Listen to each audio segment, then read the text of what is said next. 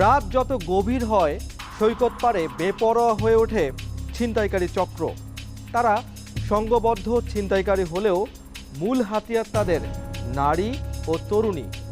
কক্সবাজার সমুদ্র পাড়ে এদের মতো অনেক তরুণী বা নারীদের দেখা মেলে। পর্যটকদের ট্র্যাপে ফেলে সর্বস্ব লুটে নেয় তাদের মূল পেশা।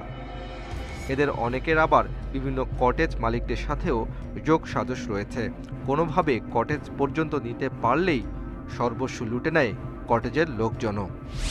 চালচলন পর্যটকদের মতো, আচরণ বন্ধুসুলভ। ভাবখানা দেখলে বোঝার উপায় নেই তারা কতটা ভয়ঙ্কর। তবে তাদের সাথে বেশ কিছুক্ষণ অবস্থান করলেই ইঙ্গিত পাবেন ভিন্ন কিছুর। আর সেই ইঙ্গিতে কিন্তু সাড়া দিতে যাবেন না, সাড়া দিলেই বিপদ সুনিশ্চিত।